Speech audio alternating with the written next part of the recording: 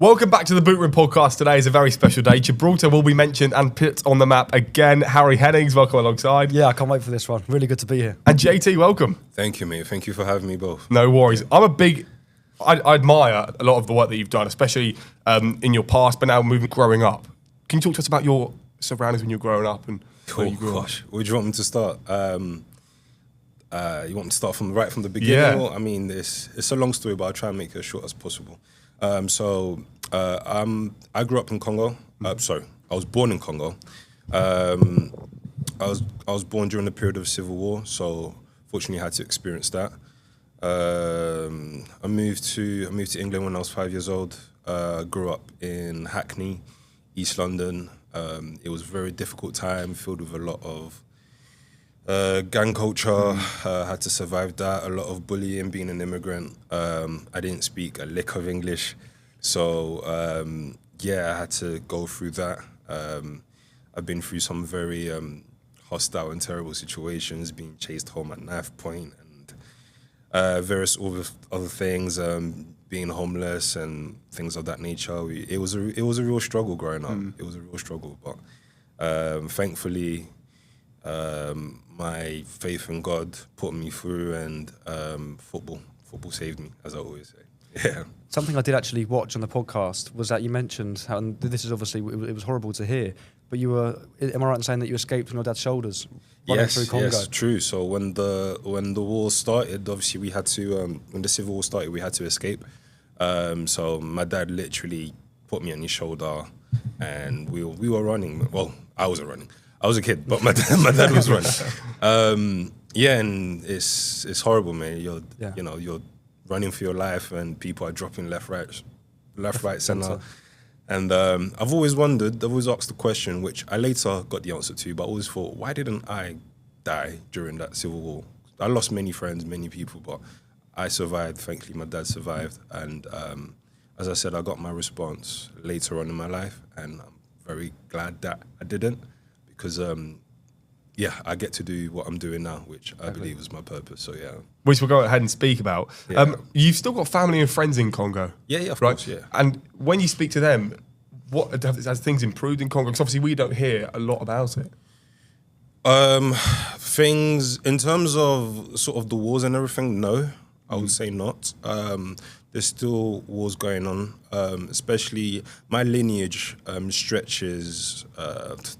So if you know your history on Congo, so right now there's two Congos. So there's the Republic of Congo and the Democratic Republic of Congo. I was born in the Republic of Congo. My dad was actually from Cabinda, which is part of Angola now. But our lineage stretches to the Democratic Republic of Congo, or the DRC. And especially in the DRC, the war is still going on. So it's in the east, and luckily a lot of my family are sort of in the capital, so in Kinshasa, and they're not quite affected by it as such. But in terms of what it does to the whole nation, the population and the people, then yeah, it's really devastating. And we're praying that it sort of ends pretty soon. Yeah. How hard was it to adjust to life in London, though? Because obviously, as you said, you weren't too familiar with the language, and there's a lot to sort of take in. It's a big city, it's a capital of England. So how was it exactly to settle in and sort of get to the ground running? Mate, it was a culture shock. Honestly, it was tough. It was difficult. I'm very close to my parents. I always say that my parents are my best friends, and I lent on them a lot. But then they were trying to figure it out too. So the three of us were just sort of really, between a rock and a very hard place, really, and we had to sort of figure it out. Like I said, I went through a lot of hostile situations, but yeah, if sport really changed it. When you're good at sport, you make friends quickly. So, That's very true.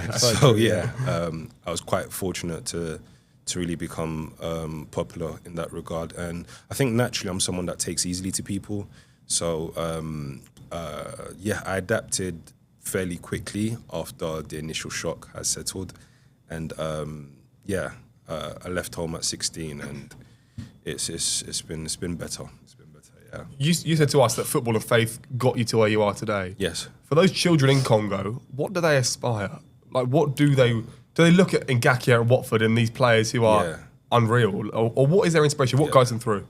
Gaki is a good player too. The thing is, the people in Congo, there's so much talent back home, and honestly, it's ridiculous the way people are so intuitive in how they go about things. They're so entrepreneurial, but you have to be. It's literally survival of the fittest out there. And in regards to your question, I believe what gets them through is faith plays a big part. Faith plays a big part. I don't know if this is a proud sort of statement to say, but it's factual that there are more churches than hospitals in Congo, which is nuts when you think about it.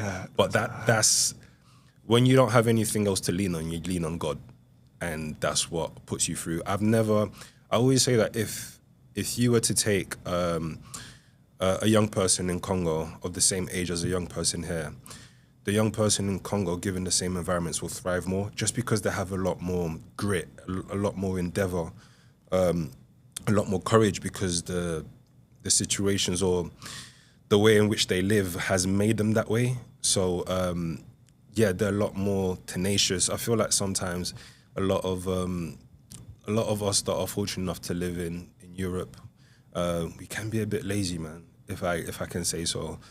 We can be a bit lazy, and back home everyone has a drive and desire and hunger to be better. And football is massive back home. I think a lot of the kids there aspire to become professional footballers as well as other things. Music as well. A lot of musicians, a lot of actors. I think the creative space in Congo is growing massively, and a lot of people are sort of tapping in that to find a way out. There's so many obviously people that will miss out, won't they? I mean, if you think about the amount of professional clubs in the world compared to the ratio of people that want to make it pro, the amount of players that will miss out that deserve to make it is unbelievable. It's unbelievable. I always say, like, I've been fortunate enough to play alongside some really top players, some of which I've got a few people that I played with are playing in the Premier League now also, and deservedly so. Notably Ezri Konsa. When we were at Charlton, Ezri was someone that do you know what? He was just so focused, man. Focused. Sometimes he was a bit overbearing, if I could say so. I give an example, right? So I think we had a pre-season match and we played against Barnet over at the Hive. I think that's what the place is called. We were warming up, and I mean this is academy football, so we were, this must have been under 14s if I remember rightly. We had this Italian coach. Reminds me of Conte, nuthead. He was crazy, but he was so passionate. We was doing the warm up, and I think I was in front. I always like to go first, sort of lead by example kind of thing. And it was a simple drill, just jog to the cone, turn and jog back. And jog to the cone, turn and walk back. So I jogged to the cone, turned and jogged back. And I just hear Ezri's voice. He said walk, not jog. I was like, all right. But it's the details that matters. And especially when you're in academy football, it's funny, I was just talking to someone about this last week. The details matter so much. You might think that they're not watching or they're not paying attention. Everything, your ability to listen and to follow instruction is really paramount. And but yeah, like I said, I've been fortunate to play with a lot of great players, but some of the best players that I've played with, they probably made it to like non-league, but not like Premier League or anything. And these are some of the best players that I played with, but that's football for you. It's a harsh game, isn't it? Yeah, it is. And sometimes it's like, I don't often like to use the term lucky because you have to create your own luck. Like some people, they look at me and say, "Oh, you're so lucky." Nah. If you, maybe one day I'll do a documentary how I grew up in Hackney, but I can find people that will tell you that I used to run every single day. After school, if I didn't have training, you'll see me running around Mare Street, Homerton. You just see me running around like a madman. I remember one time, my mum was on the bus, I think she was going home, and I was just finishing off my run. And I like to do interval running. And it came to the part where it was the last stretch, and I always like to sprint the last stretch. And I remember like my mum was on the bus, and I flew past the bus. And imagine like, and this was me like proper sprinting, and the bus was probably, doing 15 miles an hour or something. But yeah, and my mum, when we got home, my mum was just like, she was so flustered. She was like very worried. She was like, "Are you okay? What's going on?" I was like, "I'm just training, mate. I'm just like, do you know what I mean?" Just recovery runs. That's what I'm practicing for. So that's me sort of making my own luck. I worked extremely hard, so I don't like to use luck as an excuse But sometimes there is an element of luck in football, and some people are just unlucky. That's all. Yeah. When you go back to Hackney today, tomorrow, whenever you go back there, have things changed? Will things ever change? Things have changed things have changed dramatically, really, from when I grew up. Just in terms of everything, really, it's very Hackney's very gentrified now compared to how it was like before, and it all happened. In preparation for the London 2012 Olympics that happened in Stratford, and I grew up in Kingsmead Estate, which is right next to Hackney Wick. In fact, from my mum's house, you can actually see the London Stadium, which is pretty cool. But yeah, just that whole area in general has really changed, and in terms of crime as well, because of that. It's still levels of crime, but it has decreased, I would say. And in terms of football, I think football has increased. I mean, there's the iconic Hackney Marshes, which we all petitioned for, because I remember they wanted to build like flats there, and we were just like, no, man, you can't build flats there. Beckham has played here.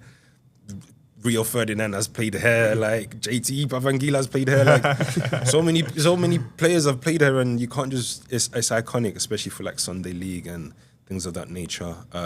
But yeah, to answer to your question, I think it has changed.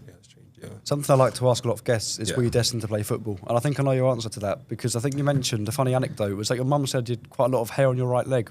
Was that correct? Oh, wow. Have you done your research? I have. You've done your research. I like it. Do you know what? The hair on my right leg thing, some people can probably say it's a whole lot of nothing, really. But I'm someone, I believe that everything happens for a reason. Yeah. And was I destined to play football? I would say yes, not necessarily because of, when I was born I had unusually like a hairy right foot. I don't think that's the core reason. I mean, if you're superstitious, I guess you can say that. But football runs in my blood. Football runs in my family. My dad was he was a fantastic footballer. Fortunately, he didn't get the opportunities that I got. He did play football in Congo though. But the federation there is that's another story. But yeah, my dad played. His older brother, my uncle played, and they were all very good. In fact, back then in Congo, if you could play football, then you can easily land a job. A lot of companies, when sort of the Belgians came to colonize Congo, or the French, they built companies there, and a lot of the companies kind of had the system where maybe on the odd off day they'll have like a football match, sort of. So they were always looking for players to recruit players that can actually play. So if you could play football, then you had half a chance of getting a decent job. So football was in my blood. My dad started training me when I was 6 years old. Really, as soon as we got here, really, I was never like, how they say some people are naturally gifted and talented, which is true. It takes me back to the whole Ronaldo Messi debate, but people that know me now, if they saw me play when I was, before I got scouted, really, they would have never thought, nah, this guy he's not going to be professional footballer. And I don't blame them, to be fair. I wasn't great. I had to work a lot on my game, technically, tactically. I had great strength, natural strength. I was fast. Never used to play. I mean, I ended up making a career out of playing centre half and a bit in midfield. But initially, I was a winger, just because I was really rapid. And that's it, really. But I had to work a lot on my game, and yeah, that's what helps me. So, yeah. Well, you are very tall and very naturally powerful. It seems. You're probably the tallest guest you've had on the podcast. Hello, G. Or John, shall I say? Sorry. Yeah. So when you converted to the wing and when you were playing centre back, what position really got you scouted? Oh, centre back. Yeah. Centre back. And talk to us about the story of you getting scouted. Well, again, I always loved football, regardless of whether I was good or not. But one thing about me is I always work hard. That's one thing that you can't. You could say that I'm tactically I'm not great, technically I'm not great, fair enough. But I'm that one person that would give 110% all the time. And so yeah, I should have. I knew he was going to ask me this, and I should have remembered the years. I think I was 12 years old, and it was a random summer's day, and I just took my ball as I normally do. Just went to Mabley Green, which is another iconic place. If you're from East London, you know it. I went to the AstroTurf, and I was really working on my passing, just off the fence, controlling, and there was a man. I don't know if I should mention his name. He's always a bit protective about his name being out there. So that's why in every interview I've done, I kind of left him out. But if he was ever to watch this, then he will know what I'm talking about. I'm really, really grateful to that man. Anyways, so he used to train professionals pre-season. So the season will finish, and then you'll go on your holiday, you'll come back, and you're waiting for the pre-season with your club. So in between that time, a lot of pros used to come to him just for a bit of one-to-one training. So he was training them on one side of the fence. I was on the other side, and I was just practicing my passing. And then he saw me, and he asked the pro at the time, who I knew as well because we came from the same estate. And he asked him, he was like, "Who's that kid over there?" And then the pro actually said to the scout, "Just don't waste your time on him. He's no good." Seriously, yeah, he's no good. Because he used to, who was he playing for at the time? I think he was at Orient. I think he was at Leighton Orient at the time. And because he's from the area, because he's playing for Leighton Orient, so they used to do like these foundation programs where they'll come to the area and hand out kits and have a little kickabout. So he used to see me there, and that's where he told the scout, just like, "Listen, don't waste your time with this one." Like, what an uninspiring person. Yeah. Funny enough, it's no surprise we're no friends. Do you know the name of this person? The pro? Yeah. Yeah, I know. Okay. I know. And again, I don't want to give him too much glory, so I'm not going to mention his name. Yeah. But then the scout was just like, "Nah, there's something there." So he called me over, and he was like, "Hey, what's your name?" Told him my name. "Where do you live?" "Across the road." "Right, are your parents home?" My parents were not home. And at that point, I was just like, "Ugh, the one day that you guys should be home." But then he was like, because of safeguarding and GDPR, I was 12. You don't want to talk to a minor like that. So he was like, "Is there any adult in the house?" I said, "Yeah, my uncle's there." He was like, "Go call him." Mate, when I tell you I never ran so fast in my life to go and call my uncle. Shout out to Uncle Nelson, I love you. And my uncle came, and yeah, he spoke to my uncle, and he was like, "Look, your nephew, he has great potential. Like, I can see it. He needs work, but he has great potential. And can I come and speak to his parents?" So they fixed an appointment. He came to the house, spoke to my parents. He was just like, your son's going to become a professional footballer. And then my parents are the first people in the whole like lineage or generation to move abroad and to settle abroad. So a lot of things they didn't know. It's not their fault they didn't know, and we were all kind of learning together, as I mentioned before. So my parents were just like, "Okay, what do we do? Like, what happens here?" So then he was like, "I want to take him to Arsenal." And then, mate, Arsenal is a huge club, isn't it? And you imagine, I'm from Congo, and I mean, Arsenal has a massive fan base in Congo too, but you hear Arsenal and you begin to shake. And I thought he was bluffing. I thought, surely not. You're not taking me to Arsenal. took me to Arsenal, yeah. It was a week later, he took me to Arsenal. Funny story about me training at, what's it called? Is it Collindale? It's what is it called? I forgot the... Colney.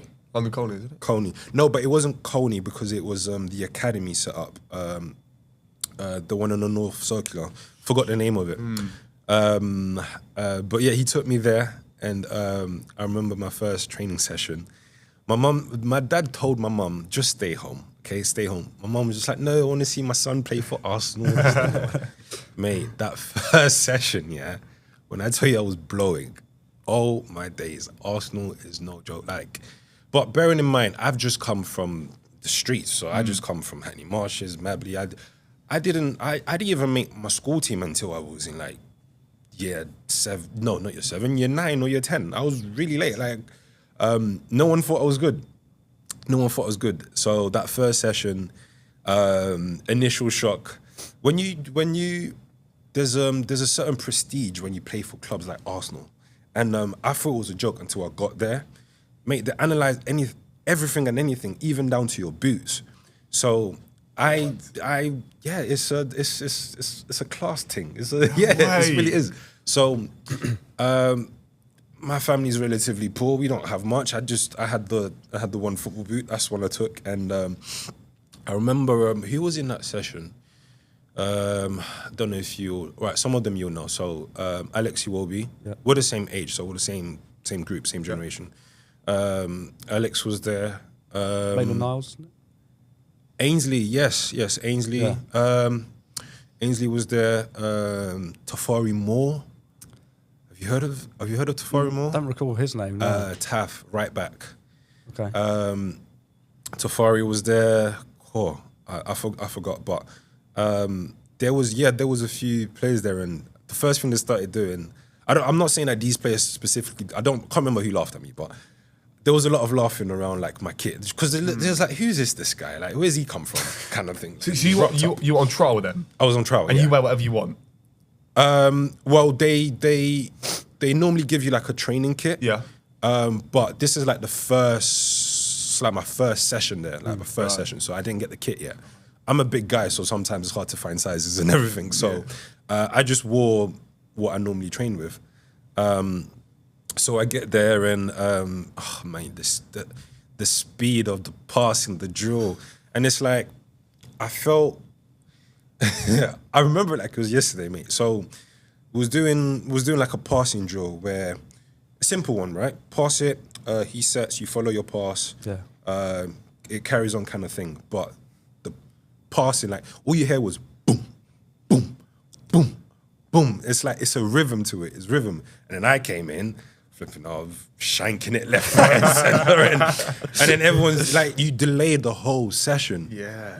And then and then like it's you thinking just because it's a passing drill, like it doesn't, mate. You need to be fit. You need to be fit because you need to run sharp. Everything's a tempo, movement, everything. So I remember when it was time for a drinks break, I swear I ran to my bottle and I was just like,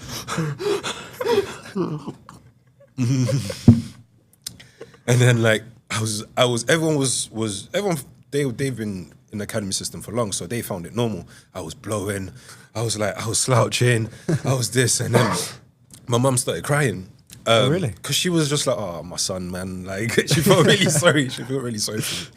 I remember my coach, the scout that took me to Arsenal, he was just like, mate, you got to sit up, okay? Just, find your second wind and kind of get through it, really. But yeah, that was that. That started my footballing journey.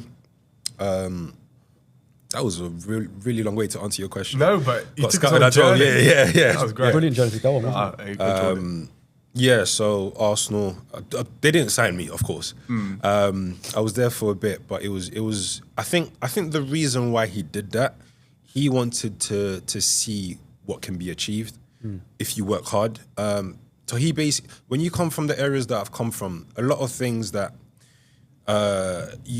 we think that a lot of things are unattainable and unreachable because look, we're a modest family. We're refugees. We've we've just come to this country and, you know, we live in this very very small two-bedroom flat. Yeah, we're earning minimum wage on a lot of things, and it's like, you wouldn't even imagine that that's possible. But he wanted to take me out of the box and say, like, look, this is what's possible. You just need to be open-minded, remove all limited beliefs. And I struggled from really, like, bad self-esteem. I had terrible self-esteem issues. I used to tell my parents, I will never be good at anything. I'm rubbish, I'm this. And yeah, even just the things that you say, he taught me that the things that you say matter a lot. Yeah. Because if you don't believe in yourself, then why should Jamie, why should Harry believe in you? Do you know what I mean? So that was a life-changing experience for me. Yeah. Bit of research I did do as well. It said that you was, well, I thought it was yourself that said it. You'd be out there training in the snow, the sun, the rain, the thunder because you wanted to make it. Yeah, so we used with the same coach. We used to train over at Wanstead Flats. Again, an iconic part of East London. And yeah, literally, mate. So I had a routine. I've mentioned it before. So I'd wake up 6 a.m. Get ready for school. And the type of parents that my parents are, they're very strict on discipline and work ethic. So I had to make sure that I'd done my house chores before leaving the house. Otherwise, yeesh, it's a long day. So yeah, I would do the dishes or clean my room or just tidy up a bit. Then I'll go to school, stay in school until from about 8:30 to about 3. And then from there, get straight on the 308 bus to Wanstead Flats, get change on the pitch. There's no change room, so I get change on the pitch, and then start training. All types of weathers, mate. All types of weather. I remember, I really loathed the cold. I don't do well in the cold. So whenever it would be sort of around these periods, really, November, December, January, Feb. Bitterly cold, isn't it? Yeah. But yeah, I had to go through it, man. I had to go through it. That's why I said that I don't believe in just luck. You need to earn your luck, and I certainly earned mine. So sure, yeah. You ended up going to Charlton later after Arsenal. Yeah. And as you said, you also mentioned Ezri Konsa was there, and you had some memories with him. How did you get the opportunity there? And obviously, you later didn't go to plan because of some T's and C's. Yeah. Charlton was good, man. I really enjoyed Charlton. He was there. Ez was there. Joe was there. Joe Gomez. I think he was playing a couple years above. He was unreal in academy, man. Crazy, man. Really good. Things didn't go to plan. And again, whenever I come to this part of the story, I'm always very careful in what I say. I don't want to be sued or anything. What I say and what I can't say. But a long story short is I was supposed to sign a contract with Charlton. It didn't quite materialize because of things are not in my control. The club loved me. Ooh, excuse me. The club loved me. The coaches loved me. They wanted to sign me, but things happened behind the scenes that I wasn't privy to, and that's why I go back to saying that I don't blame my parents. I don't blame anyone. To be fair, it's just one of those things that happened. We didn't know how the footballing world happens and what really goes on behind the scenes. And if I knew what I knew now, back then things would be different. But that's why you live and learn. And I just try to advise those who are in a similar situation. That didn't happen. Charlton, Crystal Palace as well. That was a good experience. Again, that didn't happen. Yeah, mate, I was just bouncing around clubs really. Where else did I go? Fulham. I went Fulham as well. Again, rejection, that didn't happen for me. And yeah, I just kind of like I was a bit disheartened. And I actually ended up splitting with this scout because he's my only connection in football, and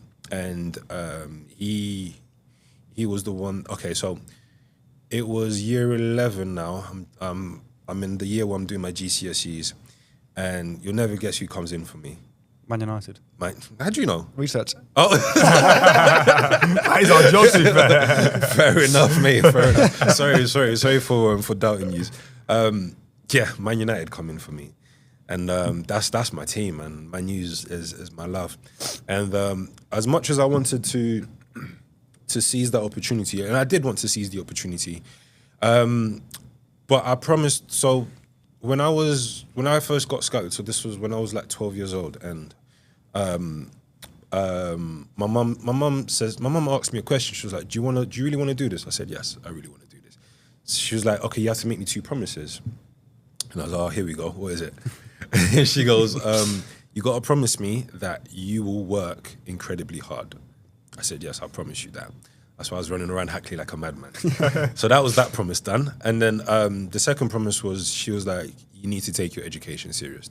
Those are the only 2 conditions. I'm very fortunate to have parents that would never sort of block any dreams that we have. Anything that me or my siblings want to do, they're very supportive. Yeah.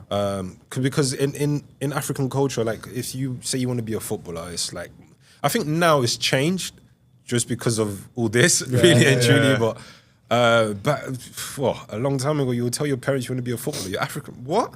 No, you got to be a lawyer. You got to be a doctor. You got to be an engineer. You want to be a footballer. What are you going to do with that? My parents were not like that. I think my dad loved football as well, so that helped. But I promised my mum I'll take my education seriously. So when I was in year 11, I was doing my my SATs and GCSEs. GCSEs. Sorry, mate. GCSEs, of course, yeah.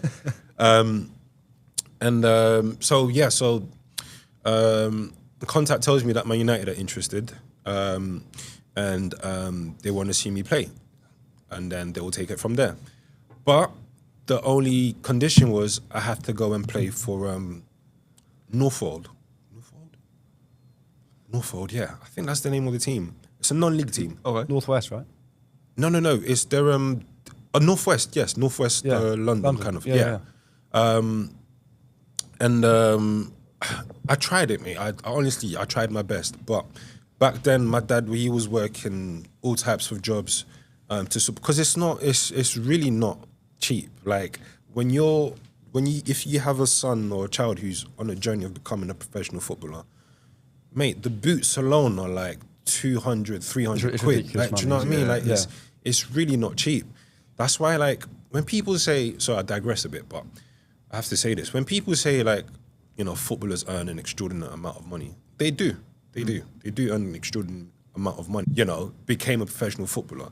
There's years and years and years of work that goes into it. Like, I can't even tell you how much money my parents invested in my career. Probably talking, in its totality, 5-6 figures, mate. Do you know what I mean? It's for a small family, like, it's a lot of money. Yeah. So, I think it's merited, and you have to, again, be talented enough to actually make that. But sorry, I digress. So, I tried going to Northwold a couple of times, and my dad couldn't take me anymore because he was working different jobs. So I would take the train from Hackney all the way to Northwest as a, how old am I? 15, 16. Yeah, around those ages. And it's a non-league team. You train twice a week. Play on the Saturday. And it's like, training doesn't start until 7 p.m. It finishes probably 8, 9 p.m. No, it doesn't finish 8 p.m. It will finish around 9 p.m., sometimes 9:30. And then you have to take a train back to East London. It's like a 2-hour journey on the train. And then you have to, like, study, and it became too much. So I said to the contact, I said, look, I want to play, you know, I do want to play, but you have to arrange something. There's local clubs around me. I'll play for any local team. I don't care, like, my ego's not big. There's none of that. I want to play. And he was like, no, it has to be them. This is where I tell you where, like, there's a lot of things that happen behind the scenes in football that you don't, if you don't know, you don't know. I later on found out, but at the time I really didn't understand. So I said to him, do you know what? I don't want to work with you no more. Yeah. And it was a massive problem. But yeah, I played for Clasford Sterling, who's a massive name in football as well. And I was the youngest in it. This was when I started like properly playing men's football. I played a season with him before moving to Southampton. But that experience was really good because what Class done, he turned a lot of players into professional footballers. He's like around North London, Tottenham. He's an icon, really and truly. He works closely with Spurs as well, and he used to have his men's team, and he used to get a lot of the pros who are either out of contract, free agents. They would come and play for him for a bit, and the standards was high. He had international players. There was people that came from France to play for his team, people that got released from West Ham that played for him.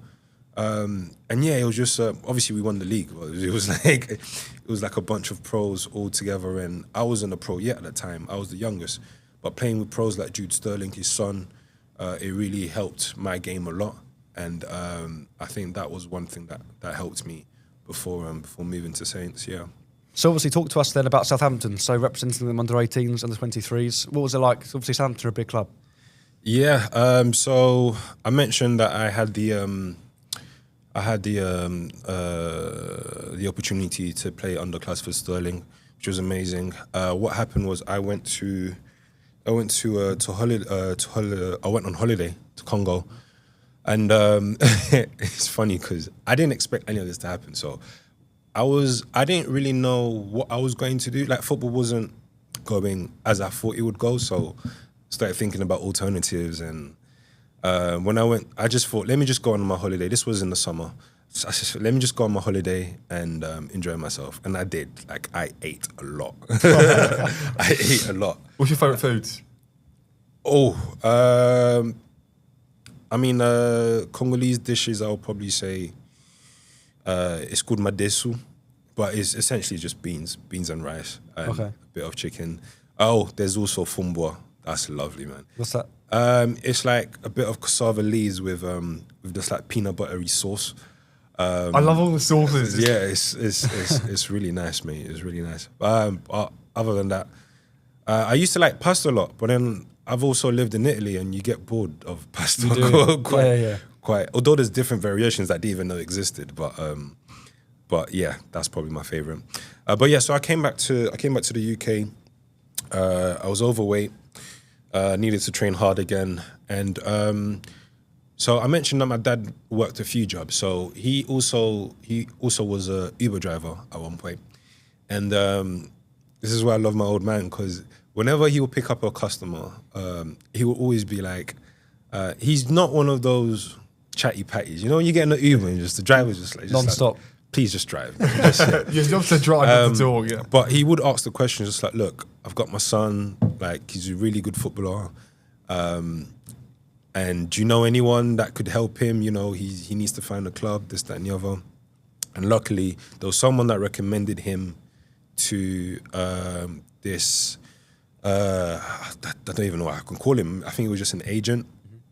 With a lot of these football people, you will find that they have these titles that they're self-proclaimed titles, but essentially they just know someone that works for Watford, for example, you know. But I think he called himself an agent. Anyways, I wasn't going to dispute that. So I went. His name was Don. I don't mind mentioning his name. His name was Don. I went to see Don, and then he was like, there was like a trial match, and there was like 50 kids there. It was nuts.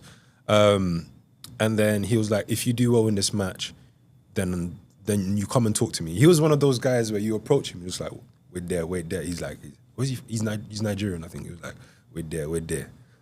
Can't you see the line? Huh? Can't you see the line? Wait there. Okay, what do you want? You want to play football? Okay. Are you good? Okay, I will see if you're good. If you play well in this match, I will take you somewhere. Anyways, that's what he was like. Anyways, I played. I was good. I think my dad was there that game. Dad used to come to a lot of my matches. He wasn't worried though, because the person that introduced him to Clasford Sterling, he said to my dad, if your boy goes to class and if Class says that he can play, then he's really good. Because Class, he don't beat around the bush. If you're crap, he'll tell you to your face, you're crap. Okay, yeah. Go to school, go to uni, do something else because football ain't for you. But yeah, luckily that was my verdict. So I already knew I was good. Anyways, Dunn organised a follow-up match where a few of the Southampton representatives came to watch the match. A few of the scouts came to watch the match. And and then they picked me up. They came and spoke to me and my dad. And they said to my dad, we want him to come down to Staplewood, really. And I was like, what? He said, yeah, we want him to come down. So long story short, went down to Saints and was on a 2-year scholar. So, what was it like to be on a scholar? I believe it's the equivalent of Premier League 2 now, is where you were playing. Firstly, the quality there is unreal. Secondly, there's like 29 teams in the league now. Have you got any funny stories at Southampton? Funny stories of Saints? Oh, blimey. I don't know if... it was... So this was my first time moving out of home. I was 16. Usually they put you up in digs. It was just a cultural shock for me. I'm a London boy, East Londoner, I think you can all see I'm black. So it's all right, you can laugh, No, whoa! It's all right. No, it's all part of it. No, honestly, because when I moved there, which is, I think we'll get onto what I do now, but essentially it's really good to get out of your comfort zone. It's really good to meet different people. Yeah, it's really good to sort of diversify yourself as well, your knowledge on different cultures and just the way different people live their lives. And that's what I found there in Saints. I really liked it. I really loved living in Hampshire.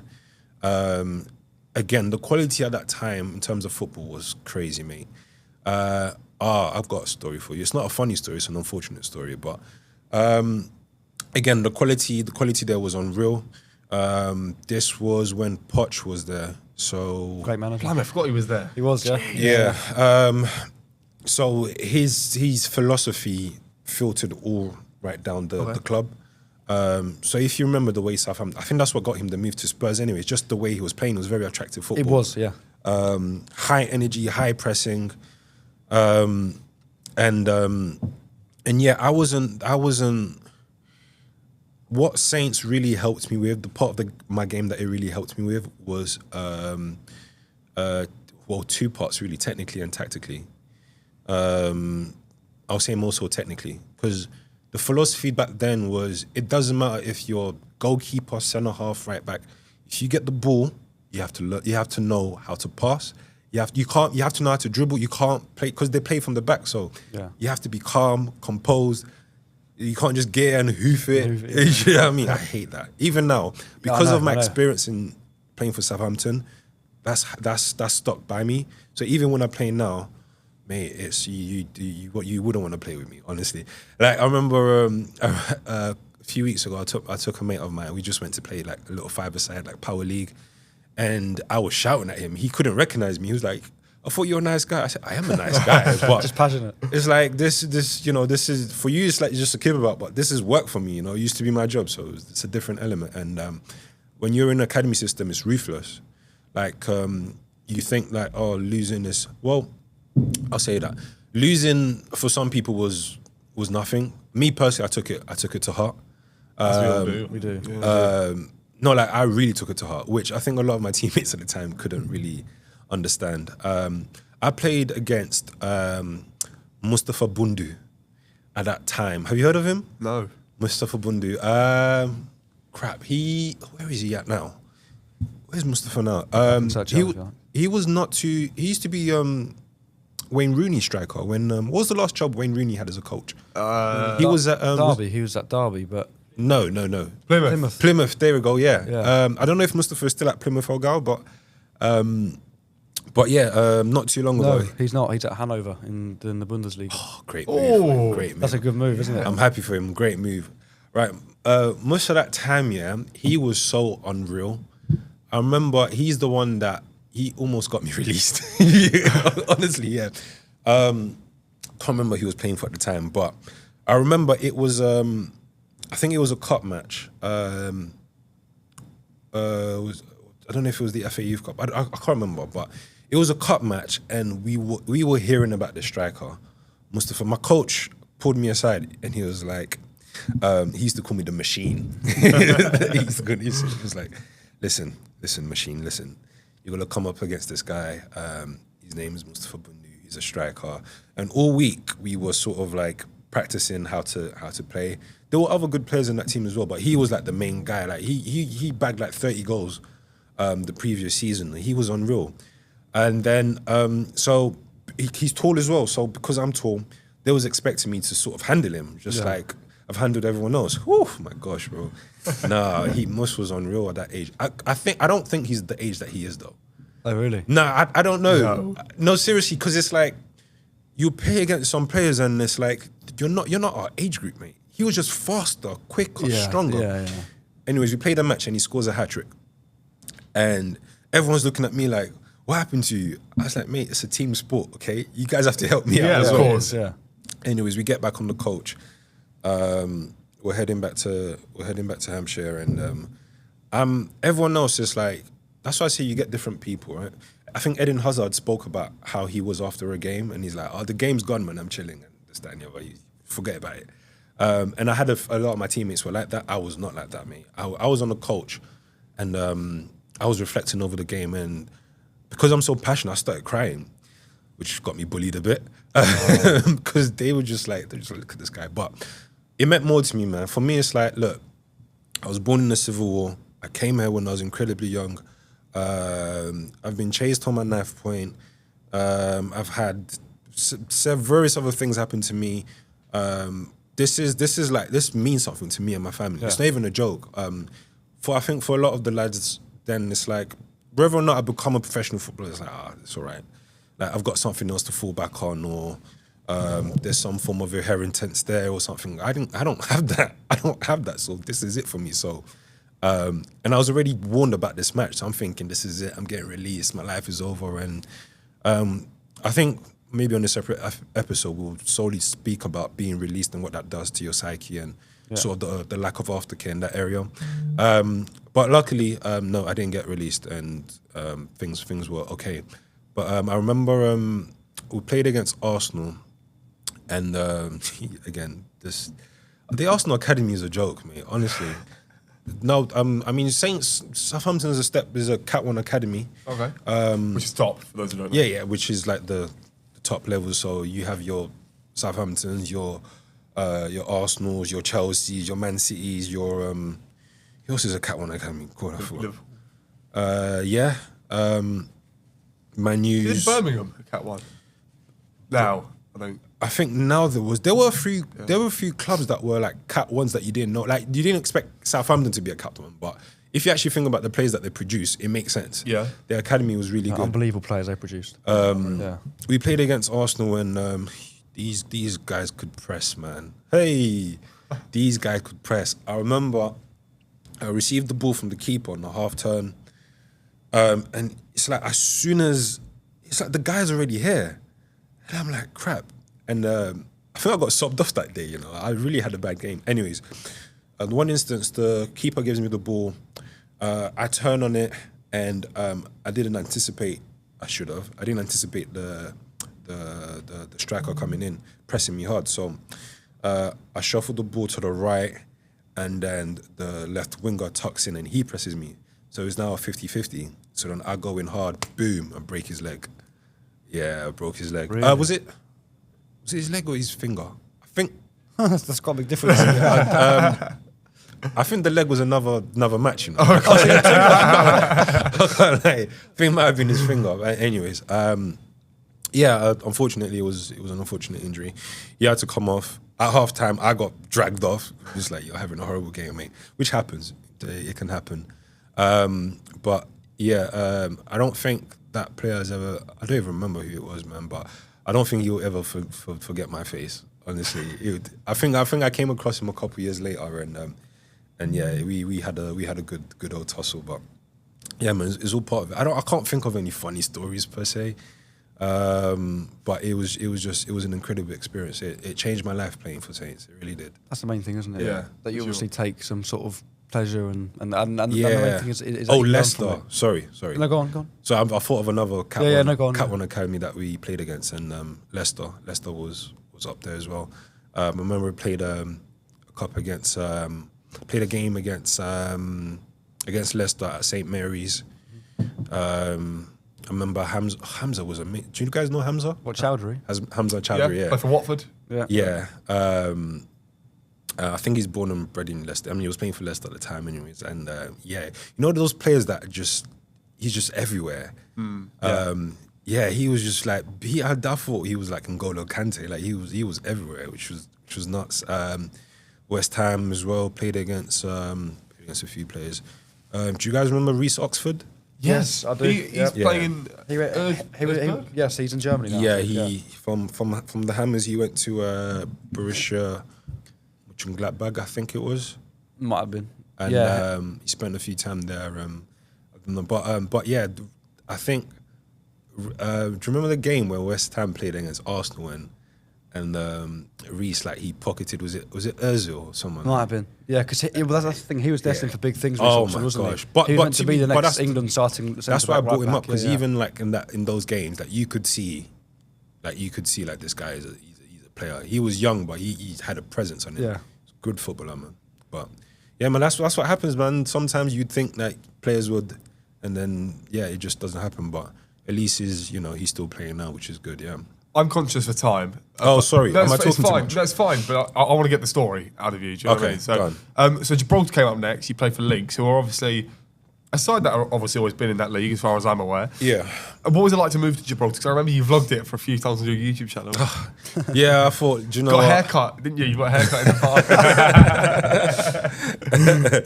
I thought, do you know what? Let me try this YouTube thing. I think a few people appreciated it, but no, it would. I think it was sick. It was so cool to see. I probably should have carried on, to be fair. But sorry, Jamie. I probably should have carried on, to be fair. But it's a lot, man. It's like that. That's why I think a lot of creatives don't get enough love and appreciation. Like, a lot of hard work behind. It's a lot of hard work. It's a lot of hard. Even like this podcast, because you have the editing, you have to chop it, you have to. Yeah, his job's that. All right, we appreciate you, mate.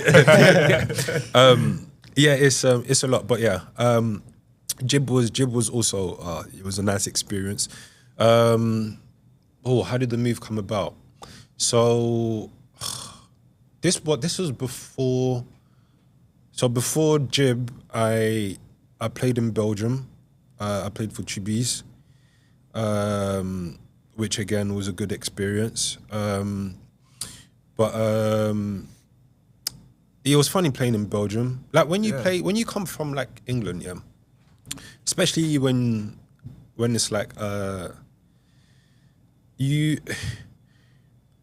what they said to me was, you're a fantastic player, but you're too physical.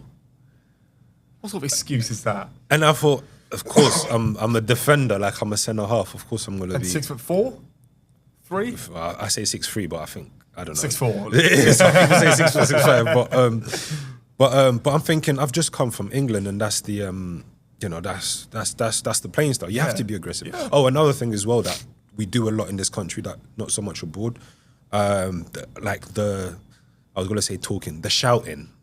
The shouting is because I remember my coach told me, like, look, you're going to these trials, you're going to these teams, especially as a centre half, you have to talk. Like, even if you have nothing to do, just like, tuck in, come in, get around, up, squeeze up, just be vocal.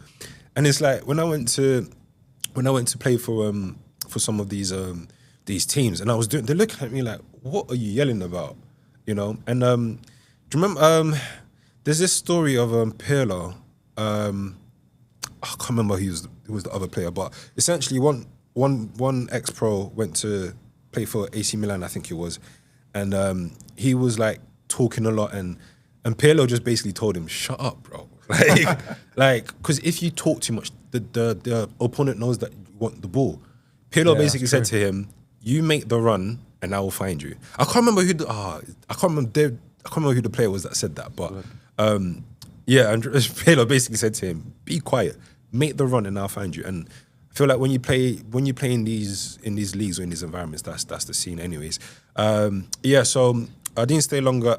Kevin Prince Boateng. There you go. Wow, what a name! Wow, you're on it. Yeah. You're on it. Yeah. What a player. Kevin Prince said it, and it's the truth. I found the same as well when I went to play in Spain, Gibraltar, and Italy. But yeah, Jib was nice. The experience was really good.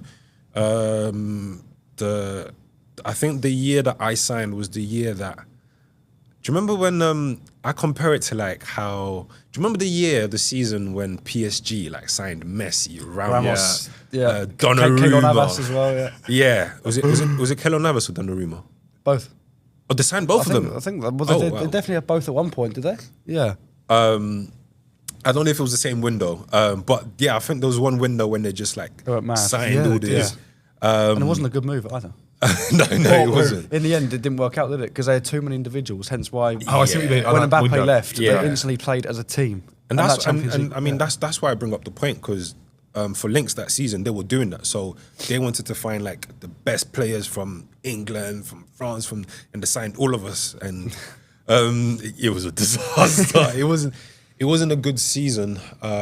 It wasn't the best season, especially for me, because I came into pre-season. No, I was fine pre-season. Pre-season was good.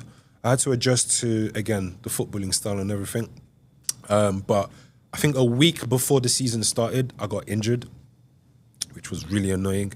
So I didn't play my first match until like August, September. I think like the start of October. So the season's almost 3 months in at that point. Yeah. And there was a lot of competition for places because there were all these players. And yeah, I would say that the coach at the time had his favourite players. And me coming as an outsider, a lot of my teammates at the time didn't quite.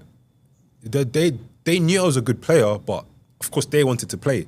So it's like if you make the slightest mistake, it's blown out of proportion just because they want to make a statement. But yeah, so I didn't play my first match until I think early October, if I remember rightly, and I can't remember who that was against. But the thing with Jib is like there's a few main teams, but there's one team in particular, and that's Lincoln, and they win the season like they're like the Bayern Munich of that league. Like they win it like every season, and they get qualified for like Europa Conference League and that stuff. But yeah, I really enjoyed Jib. Yeah, because we spoke before, didn't we? And we said that you got things like Sainsbury's and Morrison still in Gibraltar. Yeah, just like the way I describe Jib is like I don't like saying it's like, well, it is like living in England, but with a lot less people, better weather. Yeah, a bit more sun. Better vibes. I told you earlier, I had a barbecue at my place in like November. The weather was unreal. And I lived right on top of the rock, so I was right by where the monkeys were. Luckily, no monkeys came into my place. There's so many there, right? Yeah, there's so many of them. It's right by Europa Point. Yeah. That's where I was staying. It was lovely, and the country is very like football mad. Like it's very football crazy. It's only a small nation, but they really get behind their team. And because of the teams in the league and how everyone's so combined, everyone knows each other. And again, I stood out like a sore thumb, not just because of the way I look, but because of they knew who I was. So even the times where I wasn't playing for the team, I would be in the stands and watching the game, and the fans would like, "Hey, why are you not playing?" I was like, "Hey, got to speak to the coach, man." But yeah, I really enjoyed Jib. I understand why a lot of English people go and retire there. Me too. Yeah, I've considered it as well. To be fair, it's a lovely place, and it's right by the border of Spain as well. So you just need to cross the airport, which sounds crazy, but if you've seen the images, there's literally like a runway, airport runway, that you have to walk through to get into Spain. But yeah, I really enjoyed it. But with Victoria Stadium, I've obviously watched a lot of games. And you've got players walking because the airport's in the background. They're walking around the pitch. Yeah, you can even depending on which way the camera's facing, you can even see the plane land. Yes, I've seen that as well. Yeah, whilst you're playing. That part of the world is special, man. Because not just... So we played a match in Beautiful stadium. I think it was in Malaga. I think if I can find the picture, I'll probably send it to you. But there's a picture of me playing this game, and in the background, it was like this massive forest, but it was on fire as we were playing. No, it's nuts. And you can literally see in the background this. I didn't realize as well, but it's only when the photographer sent me the picture, I was like, oh crap, what happened there? But yeah, it's a very Mediterranean part of the world, and it's really lovely, man. But yeah, Jib was nice. From Jib, I went to, where did I go? I went to Ireland. I went to Italy. I've been around, yeah. Yeah. I want to speak about that, but we've literally got hardly any time. That's all right, yeah. You were in a mansion, which you mentioned. So does the package for a footballer to go over to Gibraltar, is that pretty appealing? Depending on the club. Like I said, there's different levels, depending on who you play for. Luckily at that time, Lynx was very good to me. I mean, what I'm going to say is it might sound like the bare minimum, but in Jib, a lot of clubs can't afford that. So yeah, they gave me my own place, which was crazy, man. It was lovely. There was a pool on the other side. There was a gym upstairs. They gave me a car as well, which was lovely. Was it a dream life? Oh yeah. I mean, listen, coming from where I've come from, mate, I was like, man, I couldn't believe it. It's an amazing lifestyle. They had internationals as well, so international players. It was always funny whenever you have like the international break, because you hear about it if you haven't experienced it. Like some players stay at the club, some go and play for the national teams, and that was nice. And they get paid a decent salary as well to represent Gibraltar. Okay, yeah, nice. Yeah. They do, yeah. I think it's, I say decent for that level. It was anyways. I think it's like £4,000 for every call up, 4,000 euros. My bad. For every good money, isn't it? For a few games. Yeah, and remember, like, if I was to list some of these players, you wouldn't know them. Yeah. No. But they've got like, I don't know, like 50 caps for their country, kind of thing. And it's like, it's a lovely life. It's a lovely life. Obviously, after all of that fame, playing football and going here from there and here and there, not only that, and then off the pitch, you're obviously the CEO of the Enterprise Group, and you're a public speaker. So obviously, a lot of public speaking, and then also the political and community mobilisation as well. Yeah. Funny enough, it's officially 2 years to the month that I officially retired from professional football. I hung up the boots, although I play sometimes, but not in a professional capacity, anyways. And since then, or even before then, I've always been involved in community work. And I have a strong affiliation for young people, which when you guys told me your ages, I was blown away. I was like, what? I was not expecting that. But I love, like, you guys make me so proud because I love to see young people doing so well. And my whole passion now is just empowering people in general, but in particular young people. So that's why I started and founded the MABA Group CIC. We're a youth social enterprise. We work with the government as well as private companies, and other groups as well to facilitate projects, workshops and events that will empower young people in the community. And that's what I do now. I've got a wonderful team. I'm really grateful for my team. I also have my speaking engagements that I do, but this is like my passion. Kind of, at this point in my life, I just want to be remembered as someone that made people better, and that's me. Yeah. Just to interrupt, sorry. Yeah. You're head of youth mobilisation in the UK for the ruling party of the DRC. I was. You were? Yeah, you were. Yeah. So what was that like? What was your ambition for that? I didn't have great ambitions for it, to be honest with you. I didn't take on, I mean, I was offered the role full time, but I didn't want to do it full time. Look, politics is something that I guess if you have great influence and you can make quite a difference, and sometimes looking back, I think maybe I should have done it because I do want to make a difference in the world. But I also know that the world of politics can be a lot. So I was the head of youth mobilization for UDPS or UDPS, which is the political party of the president of Congo.